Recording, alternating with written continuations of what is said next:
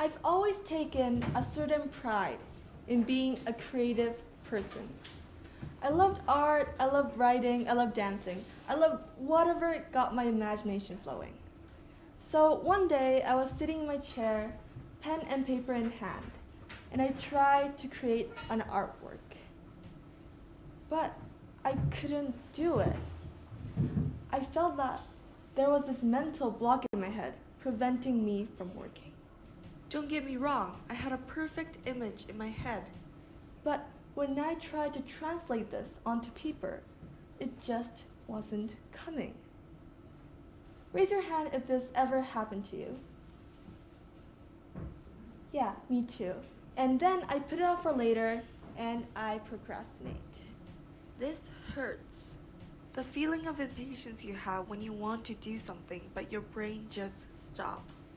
Dread and anxiety building up before the deadline and having to rush through the assignment a day or two before the deadline and creating a half-done work. And this happened every time I had something due. Every time. And this mental exhaustion really took a toll on me. I didn't want to go to school anymore because I didn't finish my work, and when I actually tried, I just couldn't do it. From hearing this story, what do you think is the possible reason here? Why do you think I can't do my work? The answer I often receive and actually believed myself was, I'm not inspired enough. But this statement, it's silly if you think about it, because I have a perfect image in my head. It's not my lack of enthusiasm that's causing this.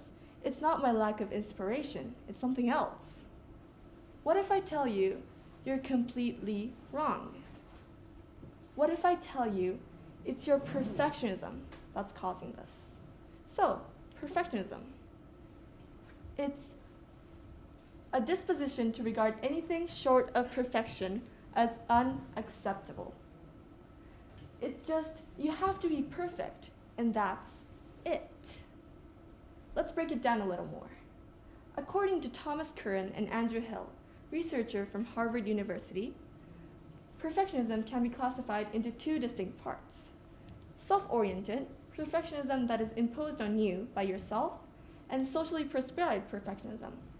Other people put pressure on you, thus you become a perfectionist. And both of these perfectionism have some sort of a confusing interpretation right now. Go to any social media platform, TikTok, Instagram, and the study talks and the study grams are filled with creators glamorizing their often toxic levels of hard work, and the comments are just praising the creators for this. But the stark example can be seen in academic or work environments, because perfectionist produces the best work. He or she has high standards and always works extremely, extremely hard. And when someone works hard, it's such an amazing thing, it's beautiful. But when they start forfeiting healthcare and safety in place of perfection, that's when it becomes a problem. According to Harvard Business Review, although perfectionism has some positive effects, like producing a higher quality of work, it has so much more negative symptoms like depression, anxiety, lower self-esteem, and extreme perfectionists have a hard time soothing themselves after they inevitably fall short of their high expectations. I asked a lot of my friends what their personal experiences with perfectionism were, and I received variations of not sleeping well for days on end, not allowing themselves to eat food or water unless they get their work done, getting horrible anxiety attacks, staring blankly at a screen for hours and hours and hours trying to decide the perfect font when it doesn't matter in the end, and being irritated and snappy at loved ones. And we don't want that. This is hard for us, but also for our friends and family who support us. So now, you might be thinking, why is perfectionism doing this? How does perfectionism relate to this? Well, you might remember a few seconds ago, I told you guys that perfectionists have a very high standard of work. And it's this exact high standard that's causing your mental block. It's a defense mechanism. You put it off because you're afraid of disappointing yourself. It's this toxic thought process of, if I can't do it perfectly on the first try, I'm a failure. And this thought process is so incredibly harmful because we all know that in order to get good at something, you require a lot of time, trial, and of course, error. And if this thought process works, that means all babies should give up on their talents because they'll never improve, right? Look, this is a beautiful painting done by an amazing artist. This could never compare to the drawing I made as a kid, and I made even now. But it will be foolish for me to say that I'm not good now, so I might as well stop trying. Goodbye, art career. That sounds ridiculous. So, now you've pinpointed what's causing your perfectionism and procrastination. But how do you break away? How do you break away from this toxic cycle? Well, let me tell you. It's by using nihilism. Nihilism and optimistic nihilism gets a pretty bad reputation.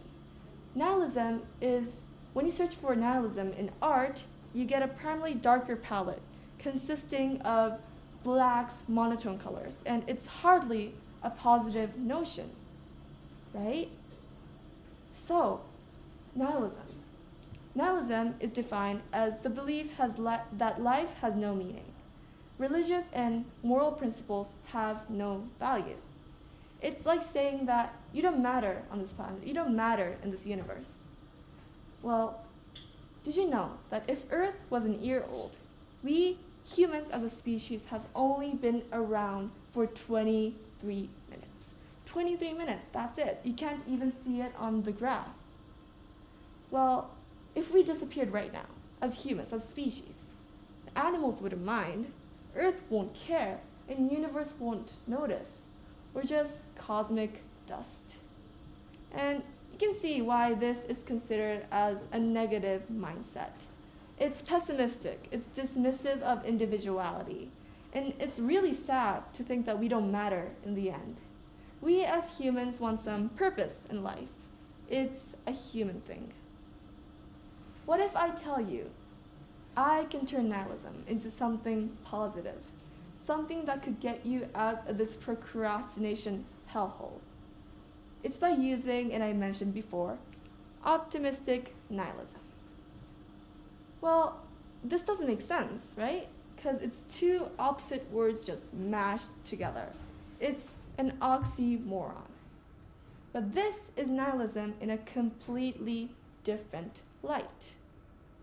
So instead of thinking that you have to do it perfectly, you have to nail it each time, we think that it's all right.